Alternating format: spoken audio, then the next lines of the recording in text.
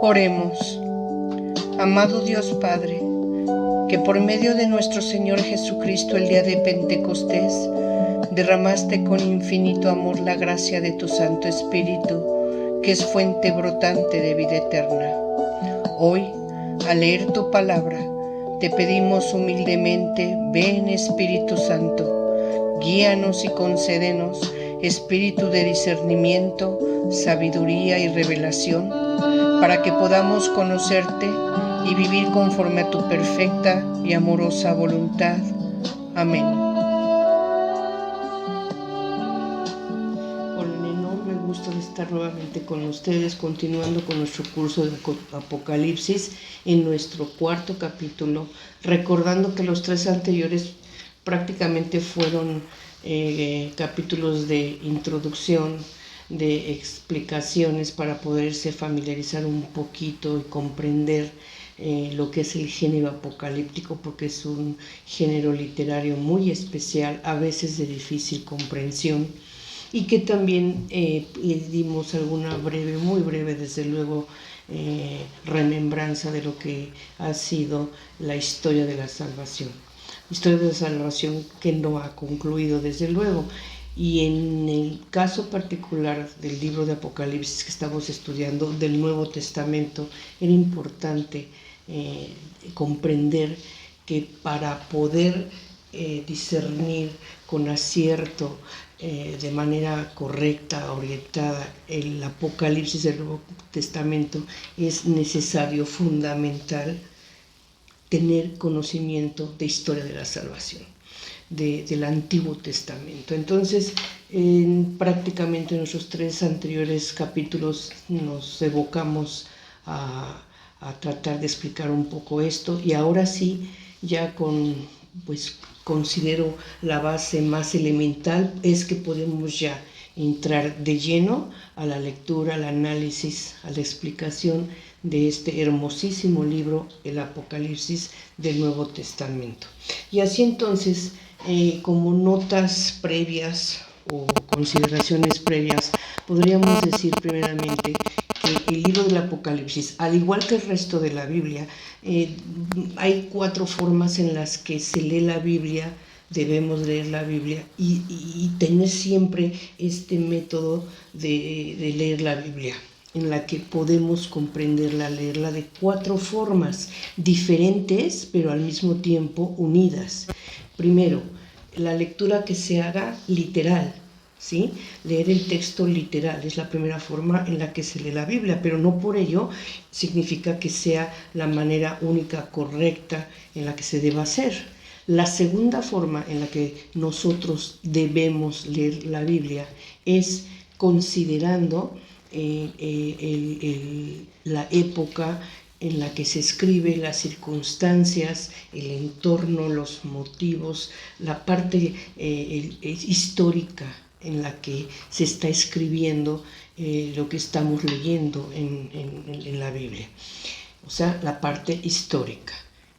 La tercera forma en la que nosotros debemos de leer la Biblia, muy importante, tal vez la más importante, es en el sentido teológico, ¿sí? En su sentido profundo. ¿Qué es lo que en el fondo Dios nos está queriendo revelar en su palabra?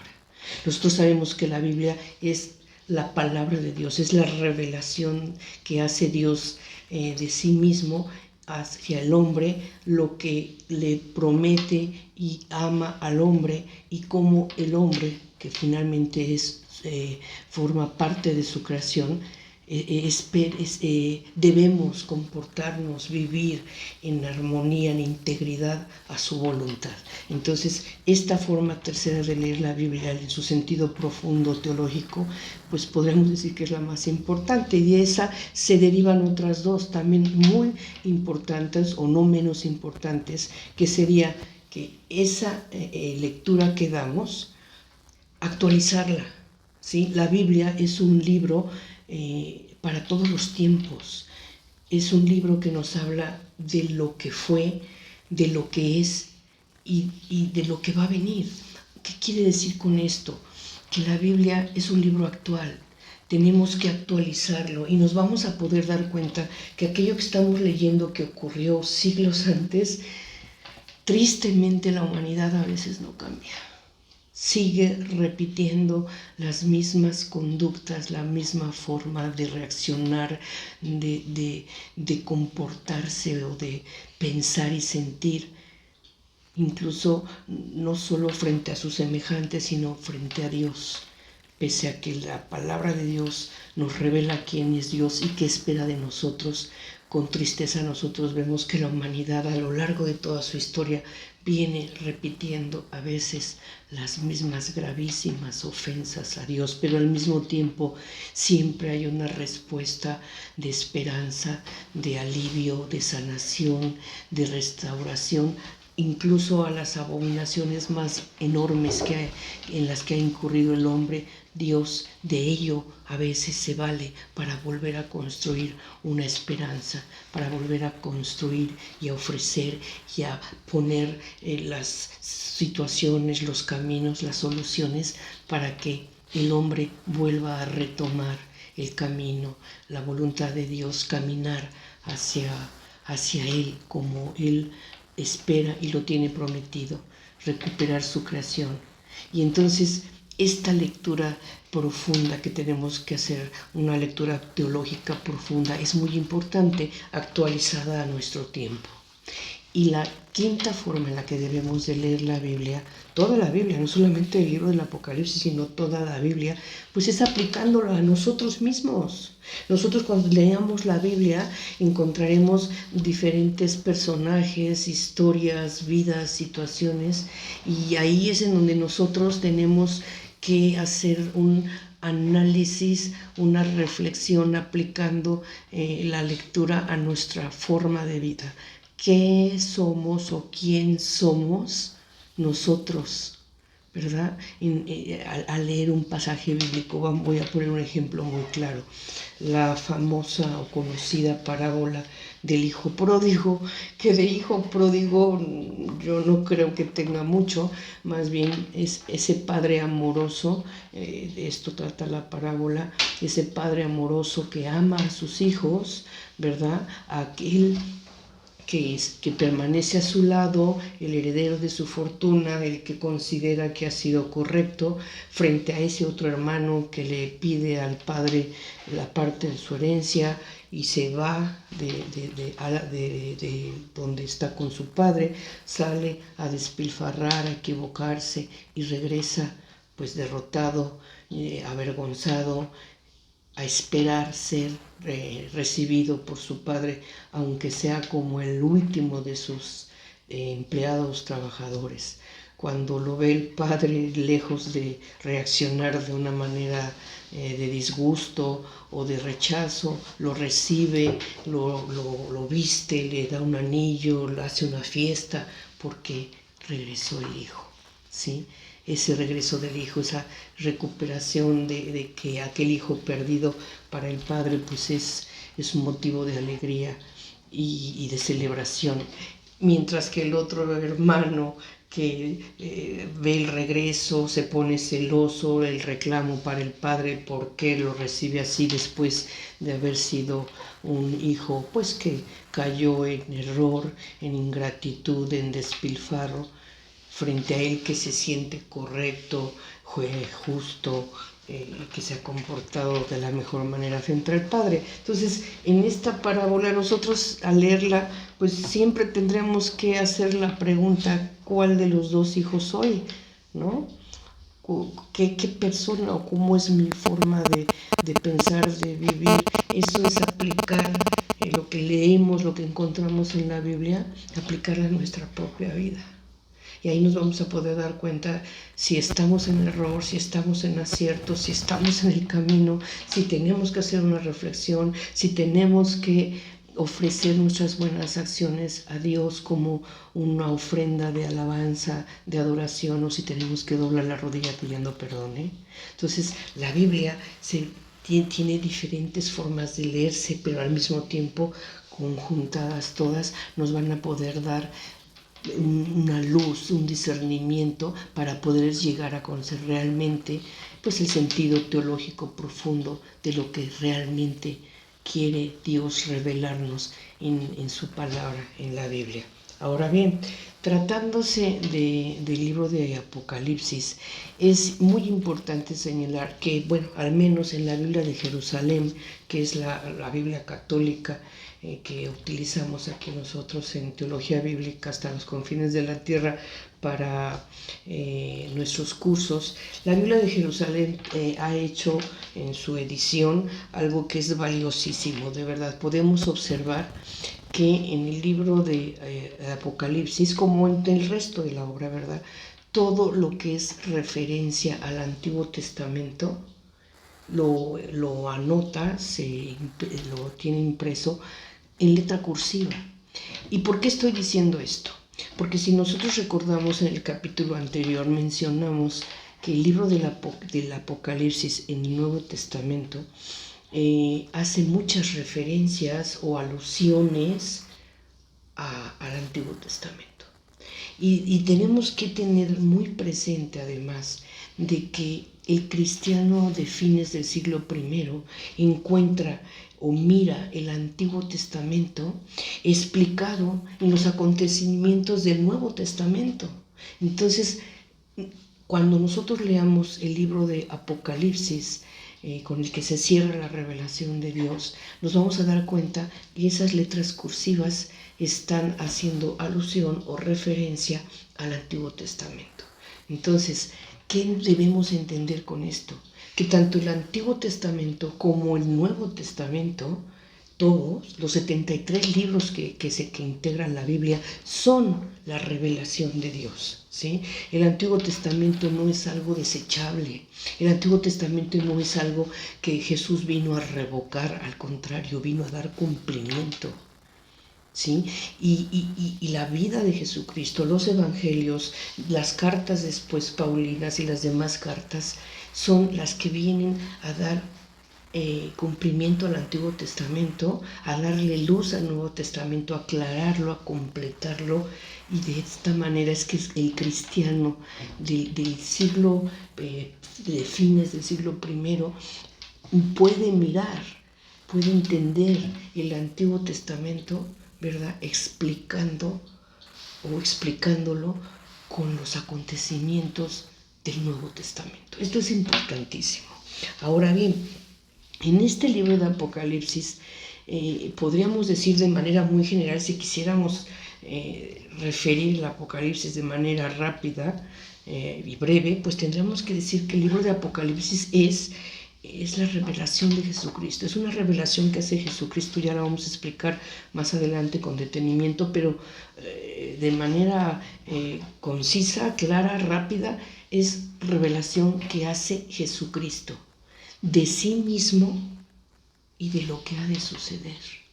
Así entonces nosotros podemos decir que el libro de Apocalipsis, con la característica propia de lo que es el género literario apocalíptico, narra hechos que ya pasaron como si todavía no hubieran ocurrido, pero podemos decir que al mismo tiempo el libro de Apocalipsis es una anticipación y expectativa de lo que ha de suceder, del futuro. Es un libro profético y finalmente el libro del Apocalipsis es el libro con el que se cierra la revelación de Dios, pero algo muy importante, es el libro que a manera de expectativa, de palabra profética, nos narra, nos dice el fin de la historia de la salvación. Nosotros sabemos que la historia de la salvación no ha concluido. Todos y cada uno de los días que hemos vivido, usted, yo, todos nosotros somos parte de esa historia de la salvación. Una historia de salvación que se desencadena con el momento o en el momento en el que Adán y Eva caen en soberbia, en pecado, y tienen que salir de la presencia de la gloria de Dios. Pero no salen condenados a la muerte para siempre, no salen con la pérdida total, absoluta y eterna de su Creador. No, Dios ama su creación, Dios ama al hombre, lo hizo a su imagen y semejanza.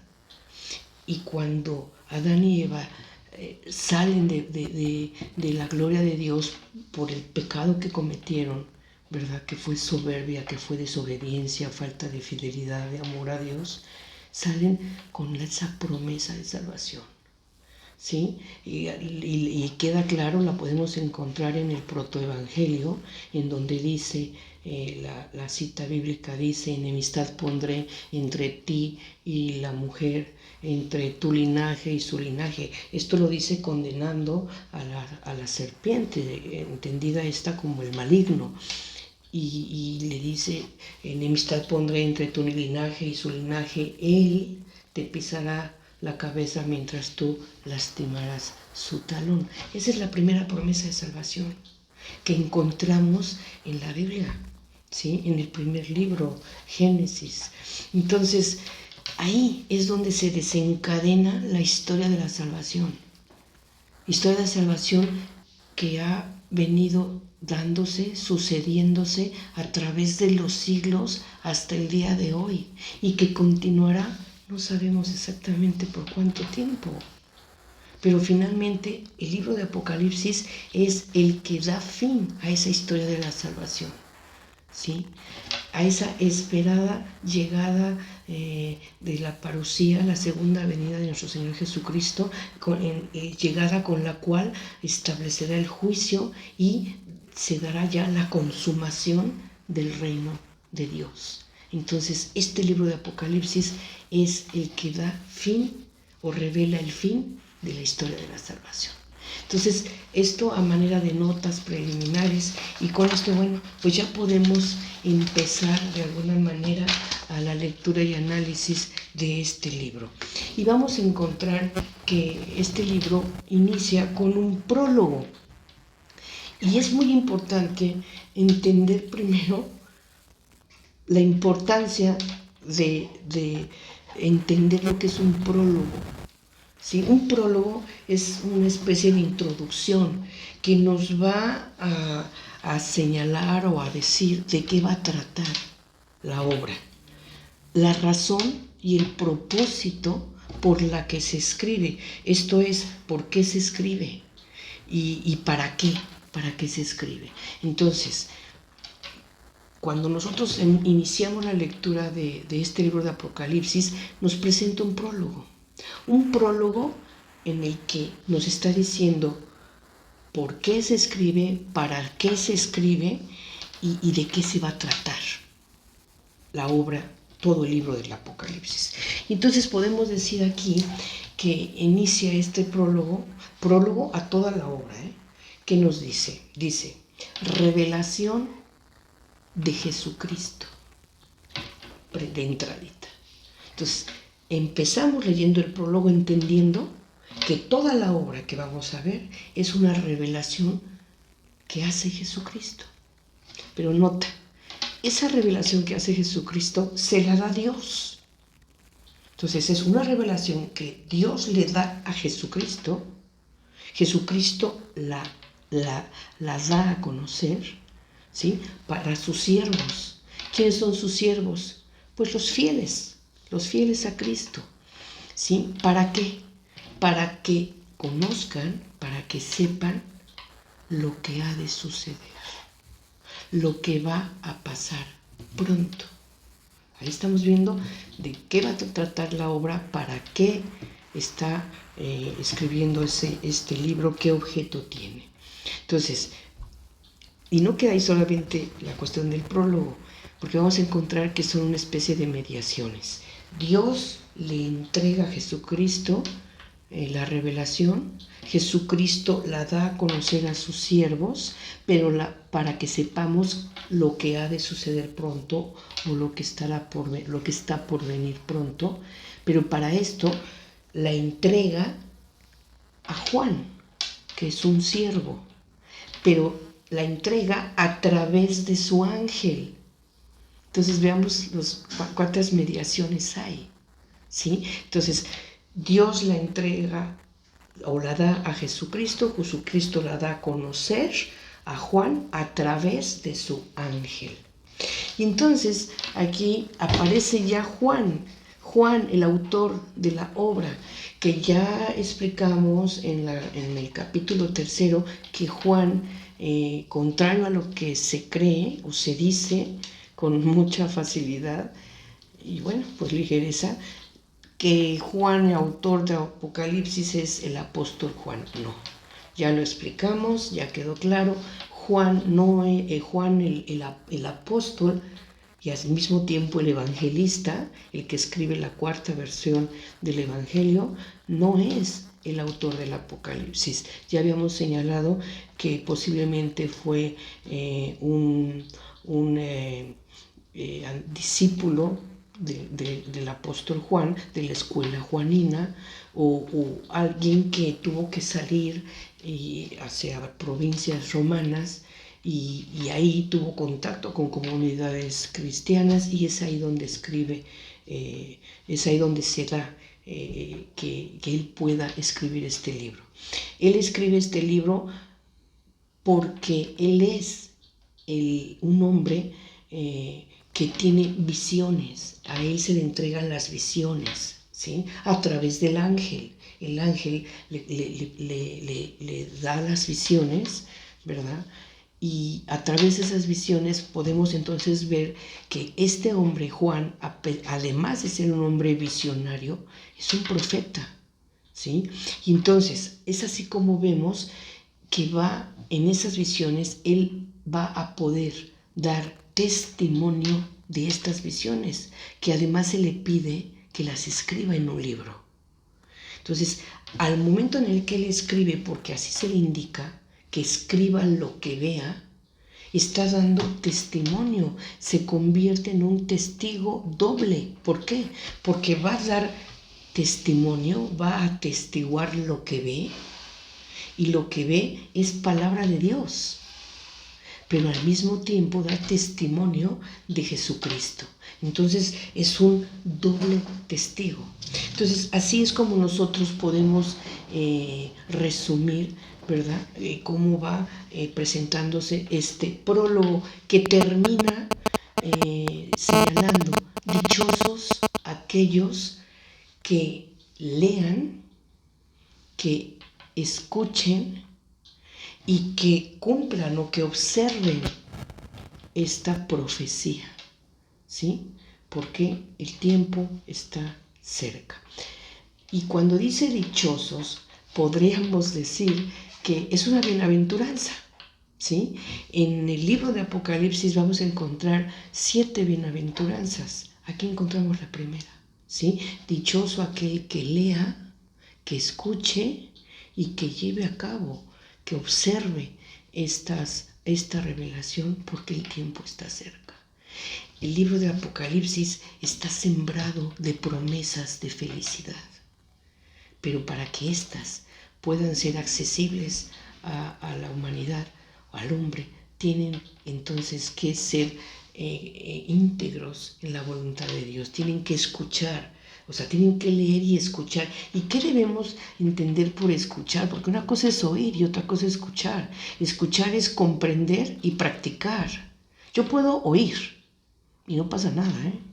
Pero si escucho, quiere decir entonces que comprendí. Y si comprendí y escuché, es que entonces puedo practicar lo que me están diciendo. ¿Cuántas veces hemos dicho: no, pues yo ya hablé con mi hija, pero no escucha? ¿Y por qué decimos no escucha?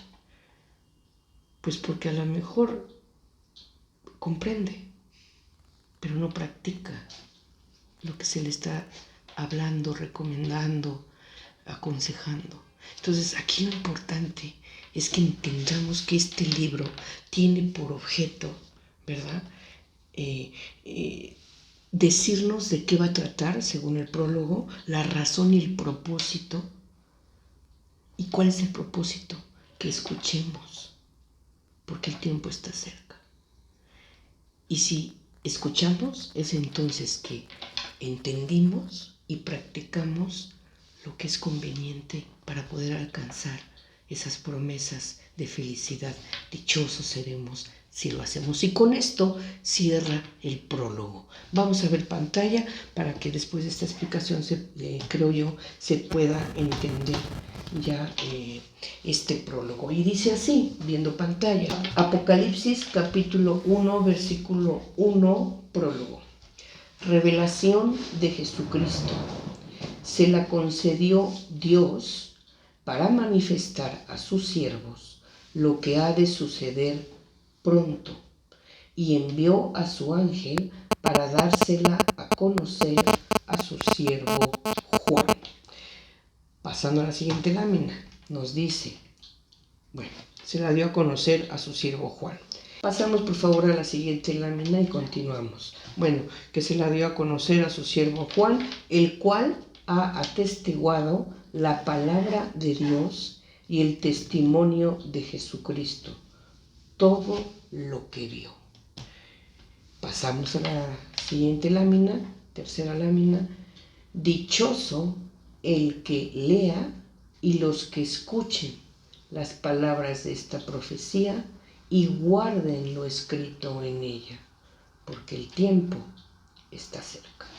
Bien, y bueno, con esto concluye el prólogo y después vienen las cartas a las iglesias de Asia, que son obviamente muchas las iglesias de Asia, pero aquí las dirige en especial las 7 iglesias. Vamos a explicar por qué a 7 y lo que significa que sean 7 las iglesias a las que les escribe el autor de la obra. Pero bueno, después del prólogo encontramos el saludo. Y así entonces Juan, que es el autor de la obra, saluda a las 7 iglesias de Asia, así dice. Pero cuando pensemos en Asia, obviamente no pensemos en el continente asiático, mucho menos en Asia Menor, no. El tiempo en el que se escribe esta obra, que nosotros sabemos que es en el año 95, después de Cristo, o a finales del siglo I, Asia era una pequeña provincia romana y que estaba en lo que hoy es el sureste de la actual Turquía. Era una provincia romana, su capital era Éfeso, y aquí el autor de la obra, Juan, dirige cartas a 7 iglesias de Asia. 7, ¿por qué? Es un número simbólico. Ya explicamos en el capítulo anterior que aquí los colores, los números, ciertas palabras van a tener un sentido teológico muy profundo. Y pues aquí encontramos primero, ¿verdad? El número 7, que sabemos que es plenitud, que sabemos que con esto Juan, el autor de la obra, quiere escribir no únicamente a esas 7 iglesias de Asia a las que está dirigiendo estas cartas, sino en realidad se está buscando que este mensaje que escribe llegue pues a todos los cristianos, ¿sí? Es una obra escrita con la intención de que fuera leída en una asamblea litúrgica, que fuera leída en público, que se diera a conocer pues a todos los cristianos de Asia, como dice aquí el autor. Pero en realidad no solamente se trataría ya de los cristianos de Asia, sino a todos los cristianos de todos los tiempos, a nosotros actualmente y a aquellos que todavía no están en este plano terrenal. Recordemos, ya lo dije, la Biblia es un libro actual que se actualiza para todos los tiempos. Ahora bien, nosotros sabemos que en este saludo dirige la carta a 7 iglesias de Asia con el deseo, ¿verdad?, de gracia y paz, porque así lo dice Juan. Juan hace las 7 iglesias de Asia, paz y gracia para estas. Miren, estamos tan acostumbrados a escuchar estas palabras, gracia y paz. Y nosotros tenemos la idea de que gracia, a ver, ¿qué es la gracia de Dios? Y en automático, porque así lo hemos aprendido o así nos lo han dicho, gracia es un don, es un regalo. Sí, sí, cierto. Pero, ¿qué significa? ¿Qué es un don o un regalo? ¿Qué es la gracia de Dios? Es el amor de Dios, es la misericordia de Dios, es la bondad de Dios. Es una palabra tan profunda, tan grande, tan de difícil comprensión y tan utilizada tan sencilla y fácilmente que a veces, si quisiéramos detenernos a tratar de discernir con mayor amplitud lo que es la misericordia de Dios, lo que es la bondad, lo que es la grandeza de Dios, que permite esas gracias y entonces de quien vienen, ¿qué es una gracia que venga de Dios? No habría palabras que pudieran describir lo que es la gracia de Dios. Entonces, con ese amor, con esa misericordia, es que se entrega esta revelación, con el deseo de gracia y de paz. Pero no la paz que da el hombre, sino la paz de Dios, el shalom de Dios. Si nosotros recordamos a nuestro Señor Jesucristo, cuando aparece a sus apóstoles, ya resucitado después de su anástasis, les saluda: la paz de Dios sea con vosotros. Eben Shalom Alejem. No la paz que da el mundo, sino mi paz. Esa es cuando Jesús dice mi paz, se está refiriendo a la paz de Dios, el shalom de Dios. Shalom Alejem, la paz con vosotros. Es una paz en la que todo está completo, todo es perfecto, todo es felicidad, plenitud, no falta nada, todo está en su lugar. Es una paz que jamás la va a poder dar el hombre, ni se la va a dar, ni se la va a poder proporcionar ni proporcionarla. Esa es la paz de Dios, el shalom de Dios. Y entonces esta revelación y el deseo de paz, ¿sí? Y la gracia, o sea, la revelación que da Jesucristo, la revelación, la gracia y la paz, ¿verdad? Viene y la entrega a Jesucristo, la da Jesucristo, pero se la concede Dios, ¿sí? Si recordamos el prólogo. Y se la da para que los siervos, o sea, los fieles cristianos, sepamos lo que ha de venir, lo que está por venir. Y por medio de un ángel la entrega a Juan, su siervo, que es testigo de la palabra de Dios y la revelación de Dios, y la revelación de Jesucristo. Revelación que hace Jesucristo de lo que ha de venir y de su propia persona. Vamos a darnos cuenta que en el libro de Apocalipsis el centro del libro es Jesucristo. De quién es Jesucristo en sí mismo y quién es Jesucristo para nosotros. Y lo vamos a poder contemplar en toda su grandeza, glorificado, exaltado, el Rey de Reyes, el Señor de Señores, con su infinito amor. Entonces, aquí nos vamos a poder dar cuenta de que esta revelación la da Jesucristo, pero entrando ya un poquito más, nos vamos a dar cuenta y tendremos que concluir que la revelación y el deseo de gracia y paz es trinitaria, porque vamos a encontrar a Dios Padre, al que es, el que era y el que ha de venir, es Dios Padre, ahorita lo vamos a explicar. A los 7 espíritus, como lo vamos a explicar también ahorita, que esta revelación viene de parte de los 7 espíritus y de parte de Jesucristo. Y entonces así, ahorita vamos a darle lectura, quiero explicar un poquito esto. Gracia y paz de parte de aquel que es, que era y que ha de venir. Lo vamos a leer ahorita, explicando esto.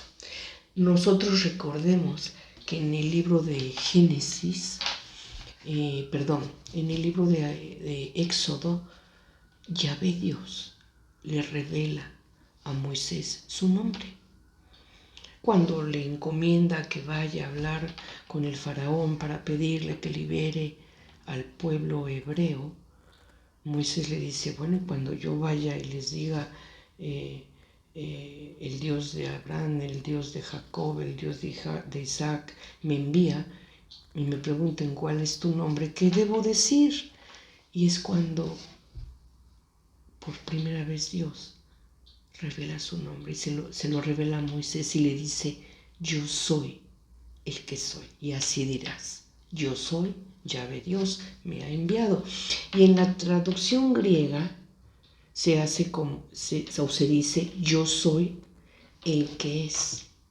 ¿Sí? Yo soy el que es, el que era y el que ha de venir. Entonces aquí encontramos que esta revelación, ¿sí?, es de Jesús, la está entregando Jesucristo, pero al mismo tiempo es una revelación trinitaria, porque le está entregando aquel que es, o sea, yo soy, aquel que es, que era y que ha de venir.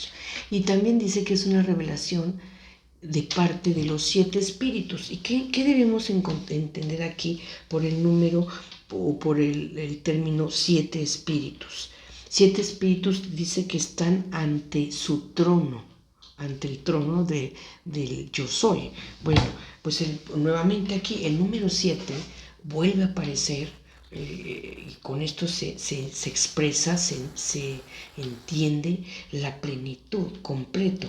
Ahora bien, si nosotros hablamos de los 7 espíritus, tendríamos de alguna manera que recordar o acudir al texto bíblico de Isaías en su capítulo 11, versículo 2, en el cual, refiriéndose al Mesías, nos dice, reposará sobre él el espíritu de Yahvé, ojo, así dice el texto, el espíritu de Yahvé.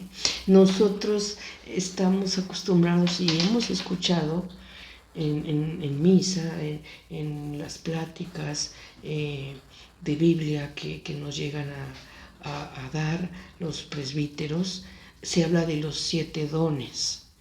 Pero si nosotros nos vamos a ver el texto de Isaías, en su capítulo 11, versículo 2, refiriéndose al Mesías prometido, aquel esperado Mesías prometido, Isaías nos dice, reposará sobre él el espíritu de Yahvé. Y cuando dice espíritu de Yahvé, después dice, espíritu de sabiduría, 1, inteligencia, 2, consejo, 3, fortaleza, 4, ciencia, 5, piedad, 6 y temor de Dios, 7.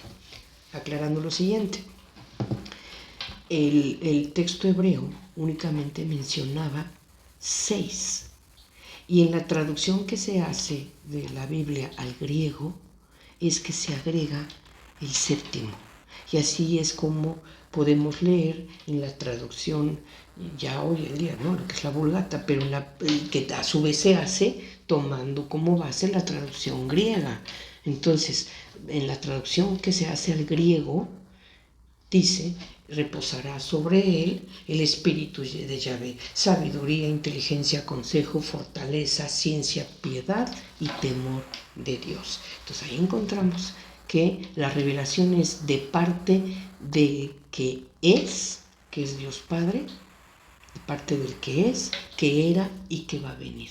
¿Y por qué decimos retomando, regresándome un poquito a la explicación esta del que es, el que era y el que ha de venir? Bueno, es que Dios, sabemos que Él es desde antes de que el tiempo fuese. desde antes de que el inicio, el principio se diera. Él no tiene un principio ni un fin, ya lo vamos a ver más adelante. Entonces, aquí aquel que es, que era y que ha de venir, pues es Dios Padre. Dios viene, ¿sí? Los 7 espíritus, bueno, sabemos que es la riqueza en la plenitud del Espíritu Santo, el Espíritu septiforme, que lo encontramos, ¿verdad?, referido en Isaías capítulo 11:2, ¿sí?, para señalar quién habría de ser el Mesías, cómo debía de ser, ¿sí? Y ese Mesías, pues es Jesucristo. Aquí estamos encontrando a Jesucristo. Entonces, revelación de parte de Dios Padre, aquel que es, que era y que ha de venir, de parte de los 7 espíritus y de parte de Jesucristo.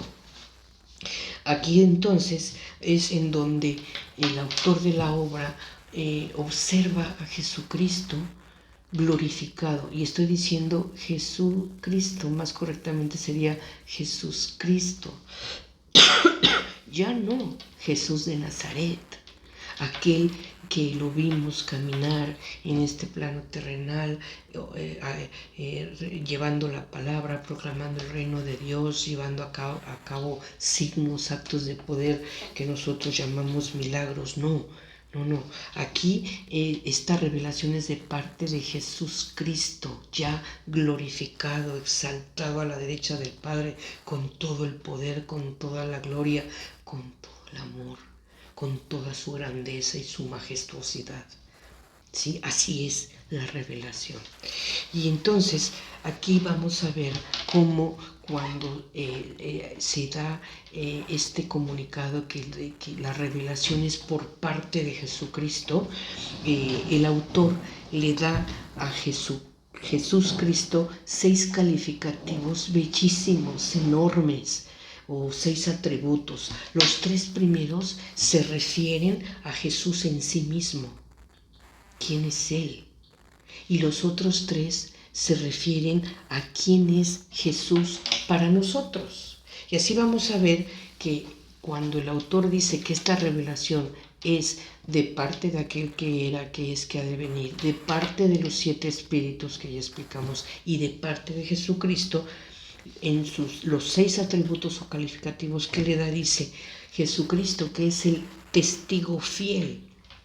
Debo señalar aquí, y no voy a profundizar mucho en ello porque, bueno, es todo un tema también, que el testigo, la traducción en griego de esta palabra es mártir, ¿sí? Entonces, cuando hablamos de un testigo fiel, estamos hablando de un mártir fiel.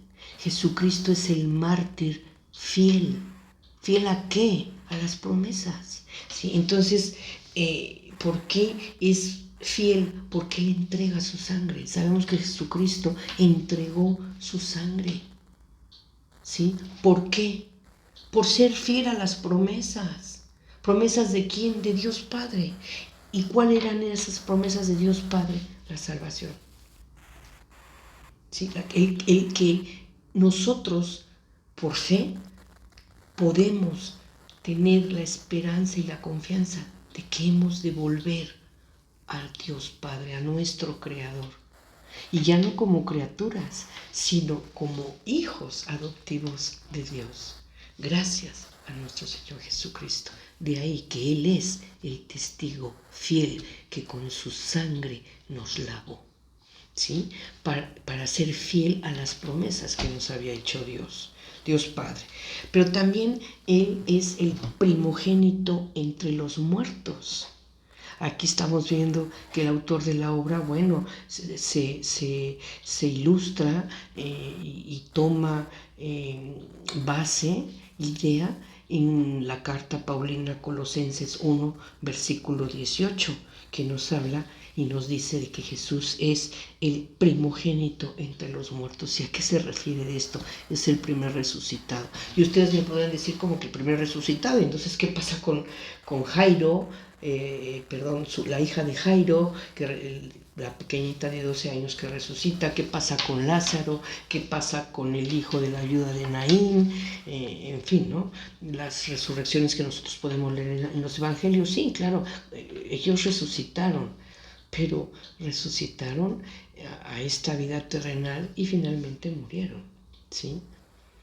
Pero ninguno de ellos resucitó para la gloria, para exaltarse, glorificarse como lo hace nuestro Señor Jesucristo. Él es el primogénito entre los muertos, el Hijo de Dios que muere y resucita, y que con Él, gracias a su resurrección, nos da acceso a nosotros, tener nuestra propia Pascua, ¿verdad? Terminar, morir en este plano terrestre para poder tener acceso a la resurrección, a una vida eterna. Pero el primogénito, el primero, fue Jesucristo, el Hijo único de Dios resucitado, ¿sí? Para ser glorificado, exaltado, y con eso darnos puerta para después nosotros poder llegar a esa vida eterna.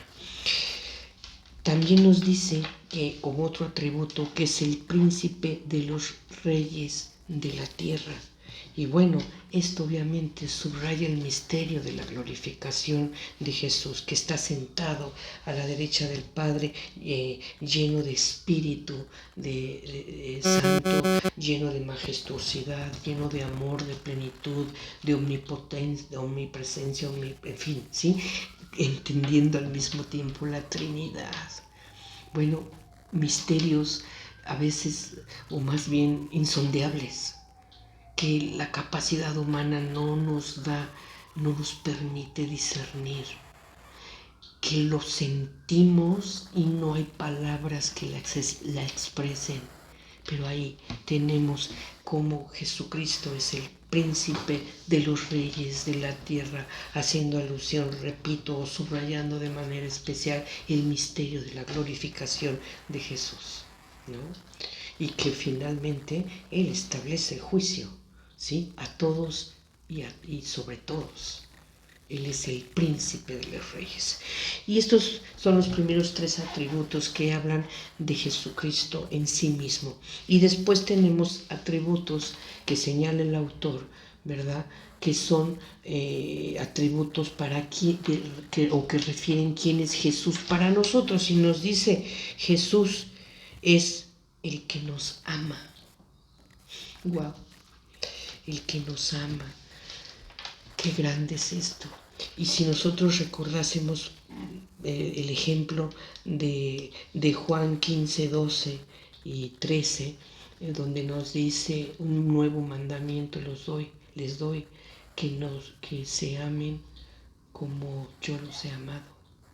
Entonces aquí Jesús está diciendo, revelando el amor que tiene por nosotros, y que nos pide que nos amemos a nosotros, entre nosotros, como Él nos ha amado. Entonces aquí nuevamente Apocalipsis nos vuelve a hacer mención que uno de los atributos de Dios es el que nos ama. Pero ¿por qué no personificar y hacer propio esto? Jesús, el que te ama. Que tú, y perdón si estoy tuteando, sientas que ese amor es de Jesús para ti, único, especial para ti, al mismo tiempo que es único y especial para tu hermano y para todo aquel que en fe lo ama, lo busca y cree en Él. Si quisiéramos darle otro nombre a Jesús y le preguntásemos: ¿quién eres tú?, Él diría: el que te ama. Esto es enorme. Jesús, el que me ama. ¿Cuántas veces hemos escuchado y estamos acostumbrados a decir: es que Jesús vino a morir por nosotros para el perdón de nuestros pecados, para pagar mis culpas? ¿El día qué?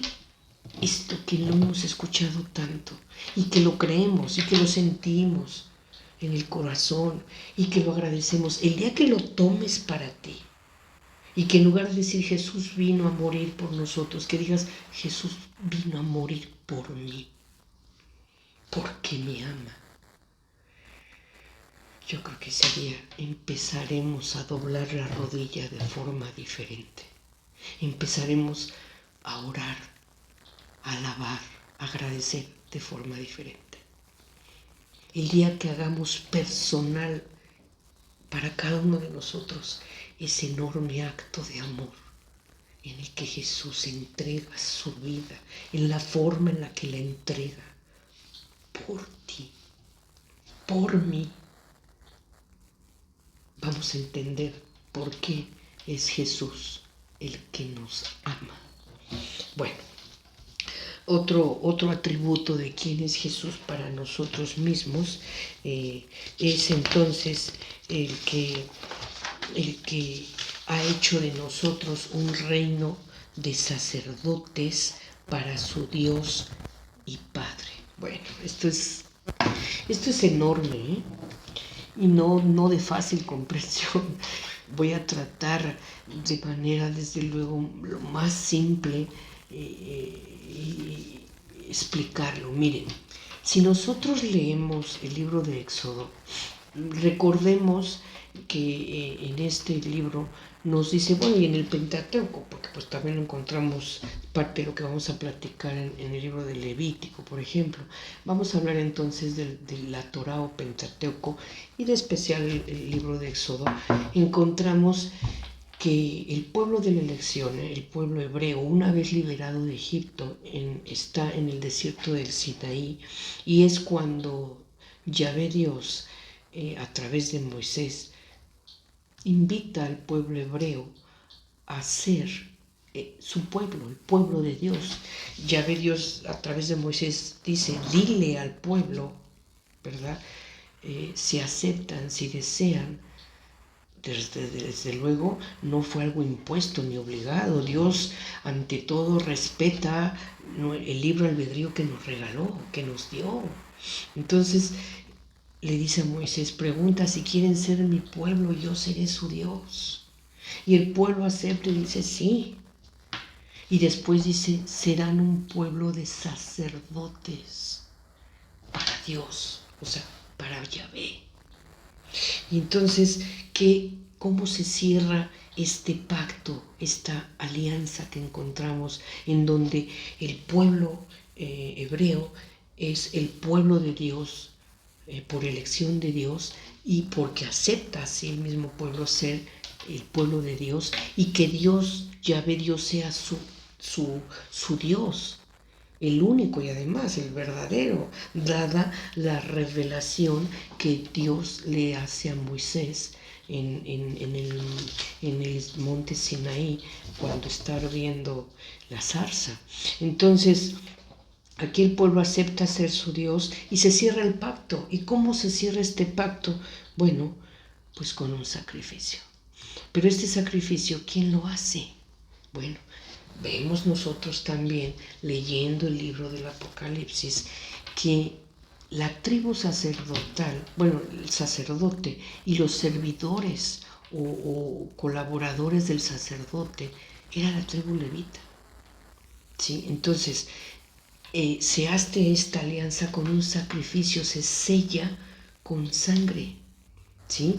Tomando una víctima, en este caso un cordero, que tiene que ser sin mancha, perfecto, sin defecto, de menor de 1 año, se hacía el sacrificio y porque había sacrificios y holocaustos, ¿estamos de acuerdo? Entonces se hacía el sacrificio era en donde se regaba la sangre sobre el altar y sobre el pueblo, ¿sí? Y también recordemos, había sacrificios en donde la víctima, ¿verdad?, sacrificada se compartía en un banquete, ¿sí? Era un sacrificio de alabanza, de adoración para Dios y de la que participaban, ¿verdad?, los que ofrecían esa víctima en sacrificio, ¿sí? Eran convidados a esa convivencia, a ese banquete y manducaban el cordero. Entonces, esto comprendámoslo porque después en base a esto vamos a poder comprender por qué Dios al elegir el pueblo hebreo lo elige para ser sacerdotes, ¿sí? Para Él, para Dios. Bueno, entonces, el sacerdote hacía este sacrificio, pero no solamente hacía un sacrificio, ¿verdad? Y lo ofrecía a Dios y participaban de ese sacrificio, de esa convivencia, los oferentes, que era el sacerdote y el pueblo, sino que el sacerdote también era el intermediario, el que intercedía, el que bendecía, el que pedía perdón por los pecados del pueblo. Entonces el sacerdote era una figura especial. Y esta autoridad del sacerdote, que era aquel que podía llevar a cabo todo esto, bueno, este ministerio, pues era autorizado por Dios, porque Dios había dicho quién debían o quiénes iban a ser los sacerdotes. Y elige a la tribu levita, ¿verdad?, como una tribu sacerdotal o de servicio y de colaboración para los sacerdotes en el culto que se le daba a Yahvé Dios.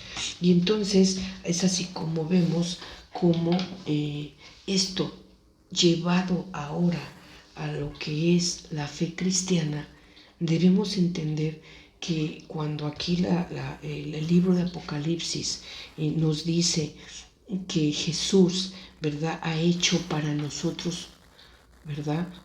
Ha hecho para nosotros un reino de sacerdotes, o ha hecho de nosotros un reino de sacerdotes para Dios, su Padre.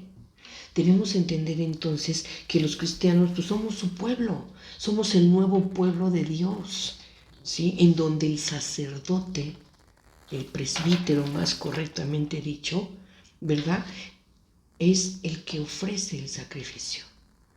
¿Sí? Nosotros roguemos porque este sacrificio tuyo nuestro sea agradable a Dios al momento en el que está consagrando. ¿Sí? Entonces, aquí el sacerdote es el que ofrece, el que hace el sacrificio, ofrece el sacrificio, esperando que sea grato a Dios, como una alabanza. Pero ese sacerdote, ese presbítero, al mismo tiempo, pues es el que intercede por su iglesia, o más bien la iglesia de Cristo. Es el que intercede, es el intermediario, es el que pide perdón para nosotros, ¿sí? O a través de él se otorga el perdón de Dios. Es el que intercede, el que media, el que bendice. Y entonces aquí nosotros también debemos recordar que en la misa en la que se lleva a cabo ese sacrificio de comunión, ¿y por qué digo comunión? Porque estamos unidos en una convivencia participando con Dios de parte de ese sacrificio. ¿Y por qué? Porque nosotros somos el cuerpo de Cristo. Cristo es la cabeza. Entonces, al momento en el que nosotros somos el cuerpo de Cristo y Cristo es la cabeza, nosotros mismos nos estamos ofreciendo en ese sacrificio. Somos parte de ese sacrificio.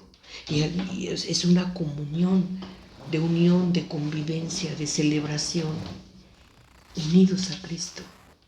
Entonces, todo esto es en donde nosotros debemos entender por qué en el Apocalipsis, ¿verdad?, el autor nos dice que Jesús ha hecho de nosotros un reino de sacerdotes para Dios, su Padre. Entendamos esto.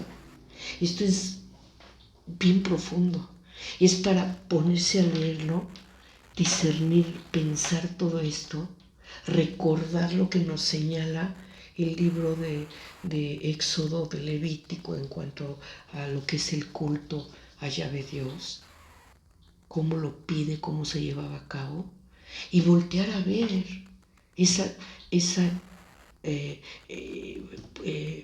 culto, cómo se llevaba a cabo, cómo hoy en nuestra misa lo volvemos a llevar a cabo. ¿Y por qué? Porque Jesucristo mismo lo pide que lo hagamos, ¿sí? ¿Por qué? Porque ahí está un misterio enorme. En la Eucaristía, en el sacramento de la Eucaristía encontramos, ¿verdad? Ese misterio a veces insondable, pero dado por Jesucristo, pedido por Él mismo cuando dice, hagan esto en conmemoración mía, en donde se da ese sacrificio, ¿verdad? Y nosotros como cuerpo de Cristo nos ofrecemos también en sacrificio, en donde el sacerdote, el presbítero, está alabando a Dios, adorando a Dios, está intercediendo por nosotros, está pidiendo perdón por los pecados de todos nosotros, está bendiciendo al mismo tiempo, todos en comunión, participando de una convivencia, participando de Dios. Y así entonces queda claro ya que el culto de nuestra fe cristiana pues está confiado, pues así como en la Torá encontramos que el culto estaba ¿cómo se dice? Confiado a los sacerdotes, a la tribu levita como colaboradores. Bueno, pues actualmente en nuestra fe cristiana el culto a Dios está confiado al Papa, a los obispos, a los presbíteros y a los diáconos, ¿sí? Entonces, hagamos reflexión sobre todo esto para entender este texto bíblico en el que lo leemos, y pues no nos queremos detener mucho a meditar en él porque no es de fácil comprensión, pero es de un valor enorme que además nos puede hacer reflexionar sobre cómo debemos de vivir, cómo debemos actuar. Entender esto nos llevaría a poder leer, escuchar y obedecer o seguir lo que nos señala el Apocalipsis como forma de vida, porque el tiempo está cerca. Y bien, vamos a dar lectura entonces a esto. Estamos en nuestra siguiente lámina, Apocalipsis capítulo 1, versículo 4 a 6, y dice: las cartas a la iglesia de Asia, saludo. Juan, a las 7 iglesias de Asia, gracia y paz a vosotros, de parte de aquel que es, que era y que ha de venir, de parte de los 7 espíritus que están ante su trono, y de parte de Jesucristo, el testigo fiel, el primogénito de entre los muertos, el príncipe de los reyes de la tierra, al que nos ama y nos ha lavado con su sangre de nuestros pecados, y ha hecho de nosotros un reino de sacerdotes para su Dios y Padre. A Él la gloria y el poder por los siglos de los siglos. Amén. Bueno, pues así hasta aquí lo he explicado. Continuemos ahora explicando el versículo 7 de este capítulo 1 del libro de Apocalipsis. Y así nosotros continuaríamos leyendo y tendríamos que detenernos a meditar sobre esto que nos dice el autor en esta revelación de la visión que tiene, y en la que nos dice: mirad, viene acompañado de nubes. ¿Quién? Jesucristo. Estamos hablando de Jesucristo, ¿sí? Entonces, viene acompañado de nubes. Aquí nos tenemos que detener a reflexionar de manera obligada, conociendo, ¿verdad?, el Antiguo Testamento, que esta frase, mirad, viene acompañado de nubes, pues estamos encontrando aquí a Daniel en su capítulo 7:13. Y vi bajar del cielo a uno como hijo del hombre. o vi bajar del cielo entre las nubes a uno como hijo de hombre. ¿Quién es? Jesucristo. Entonces dice, mirad, viene acompañado de nubes. Todo ojo le verá, hasta los que le traspasaron. Y bueno, nuevamente, quien no conoce el Evangelio, quien no conoce el Antiguo Testamento, específicamente Zacarías capítulo 2 en su versículo 10, pues no lo va a comprender. De aquí la importancia de saber un poquito historia de la salvación, conocer el Antiguo Testamento, que repito, el Antiguo Testamento, ¿verdad?, se explica con los acontecimientos que se dan aquí en esta revelación profética que hace el autor, ¿verdad? Y no solamente aquí, la vemos también en el Evangelio de Juan, explicando esta cuestión de que todo ojo verá a Jesús, que viene acompañado de nubes, baja del cielo como un hijo de hombre, y todos lo verán, hasta los que lo traspasaron. Explico esto. En el libro de Zacarías, en su capítulo 12, versículo 10, habla de un misterioso traspasado. ¿Sí? Juan, el apóstol, aquí sí, Juan el apóstol y evangelista, nos habla de ese traspasado, ese misterioso traspasado, y lo ve en Jesucristo. Al momento en el que muere, ¿verdad? Para comprobar que se encuentra muerto, lo traspasan sin quebrarle ningún hueso. Y dice el evangelista Juan, y con esto se cumple la escritura, no se le romperá ningún hueso. Y Zacarías en su capítulo 12:10 dice, mirarán al traspasado. Entonces veamos aquí, espero me puedan seguir en esto que parece juego de palabras. Zacarías menciona a un traspasado. Juan mira a ese traspasado en Jesucristo. Jesucristo es el traspasado. Y el libro de Apocalipsis mira a los que traspasaron al traspasado. O sea, mira a los que traspasaron a Jesucristo con una lanza. ¿Y por qué se refiere a ellos?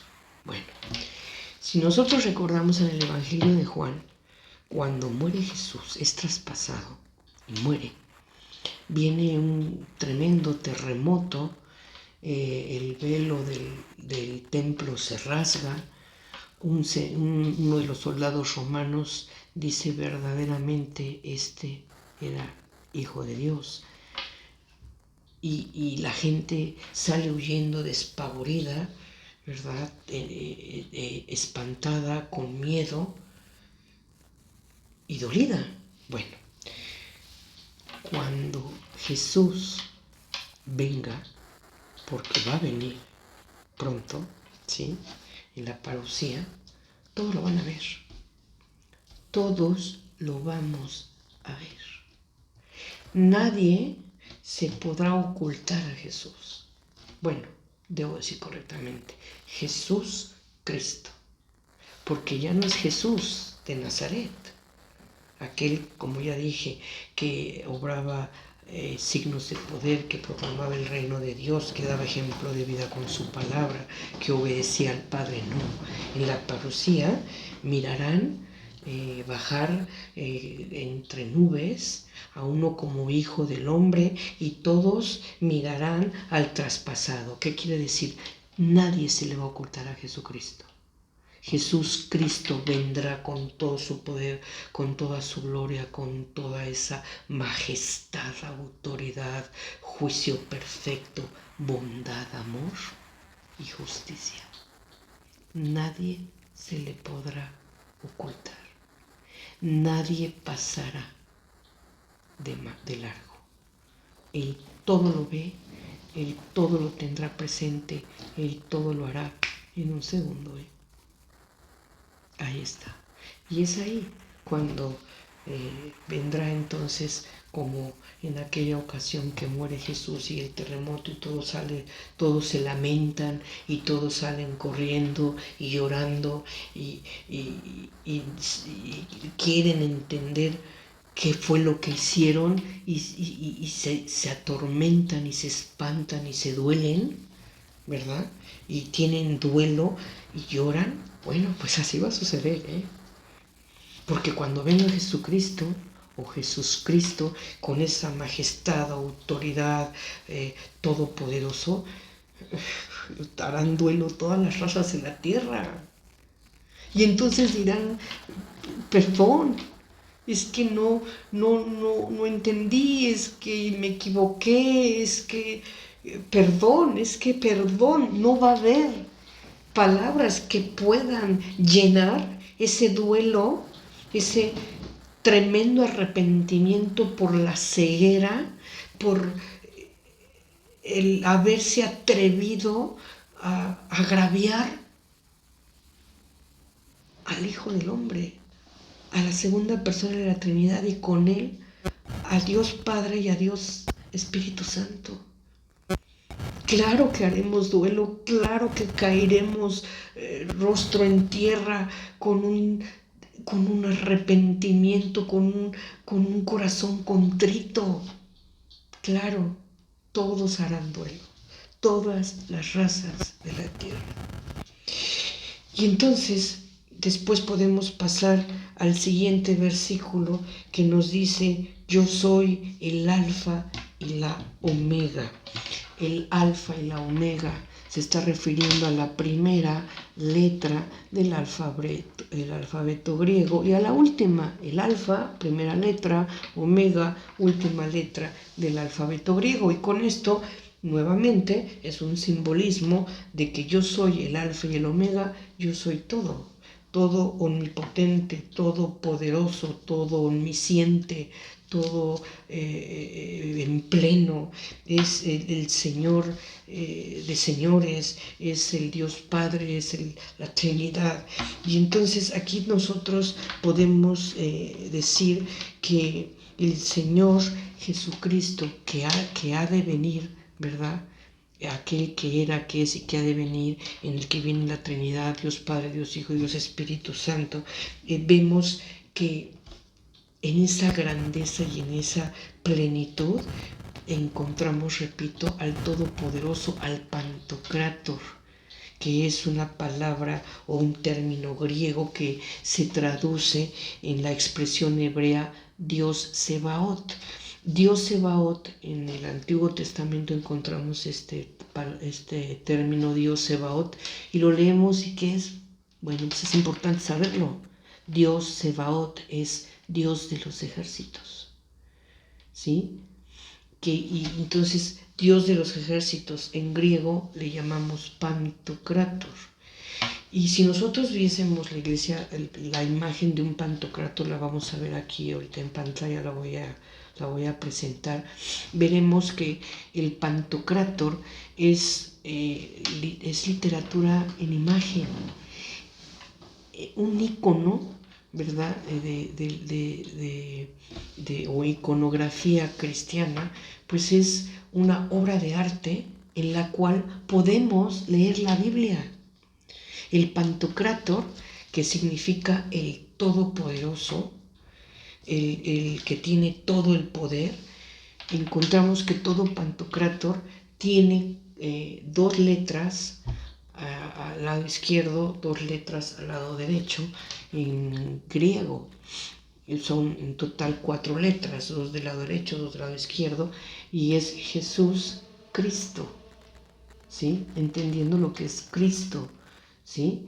El Rey, el ungido, Jesús Cristo.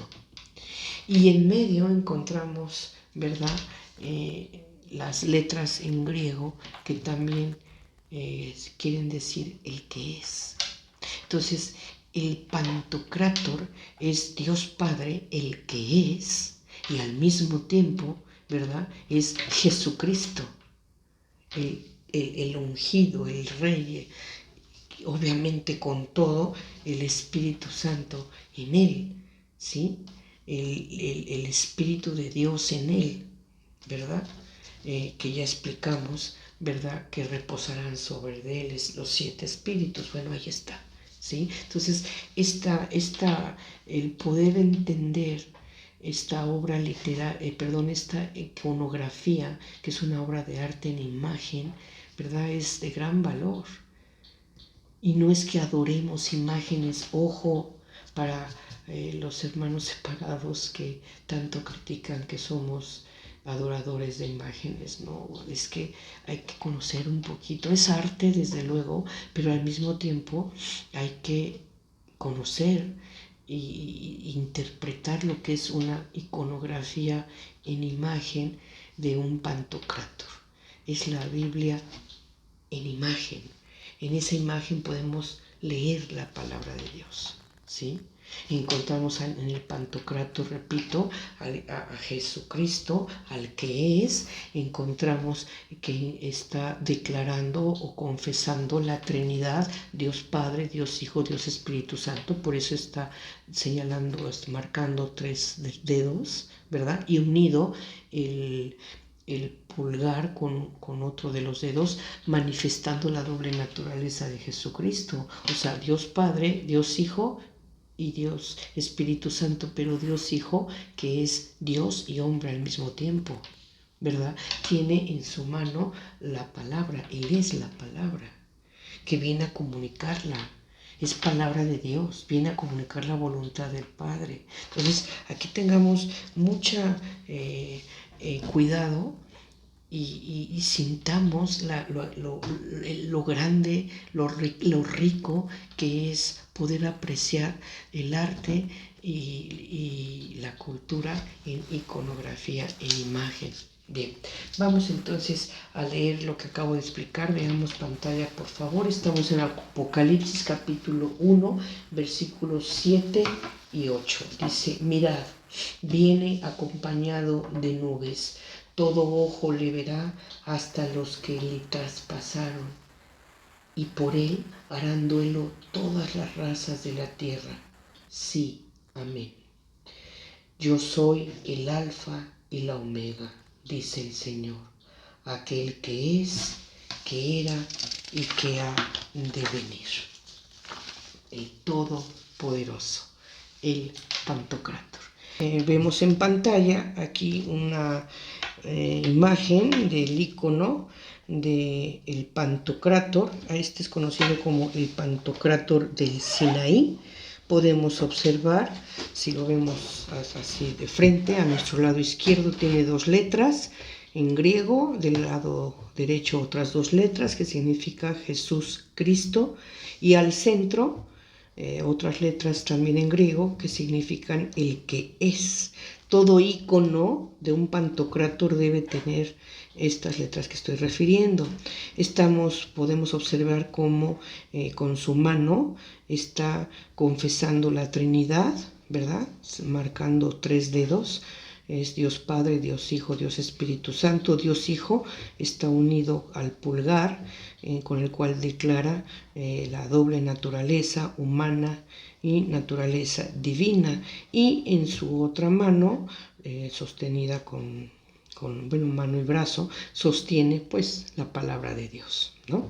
Entonces este es el icono del Pantocrátor, y con esto pues estamos terminando nuestro capítulo 4, en el que vimos pues prácticamente el prólogo y el saludo, ¿verdad? A las 7 iglesias de Asia, que será el tema de nuestro siguiente capítulo 5, en el que espero poder tener, como siempre, la oportunidad de poder platicar con ustedes para continuar con nuestro curso, el Apocalipsis. Que la paz de Dios sea con todos nosotros. Muchas gracias.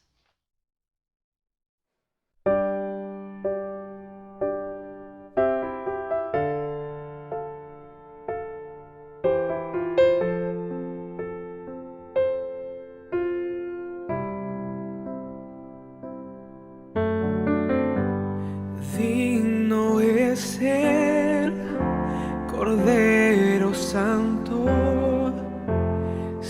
Santo, santo es Él. Levantamos nuestra alabanza al que en el trono está. Santo, santo, santo, Dios todopoderoso, ¿quién fue, quién es y quién vendrá? La creación hoy canta y damos gloria a Él. Tú eres digno por siempre y siempre.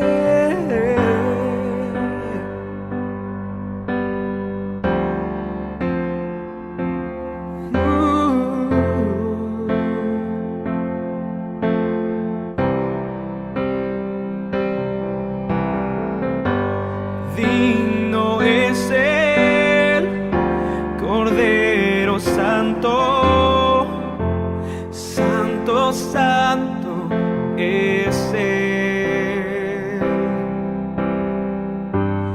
Levantamos nuestra alabanza al que en el trono está. Oh, santo, santo, santo, Dios todopoderoso, ¿quién fue, quién es y quién vendrá? La creación hoy canta y damos gloria a Él. Tú eres digno por siempre y siempre. Oh, oh, oh, oh, mi Dios, te adoro a ti. La creación hoy canta y damos gloria a Él. Tú eres digno por siempre y siempre.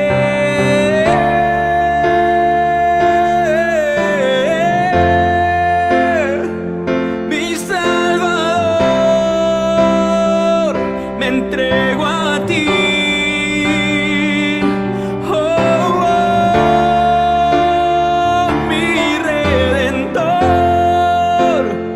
Recibe mi adoración, Señor. Santo, santo, santo, Dios todopoderoso, ¿quién fue, quién es y quién vendrá? La creación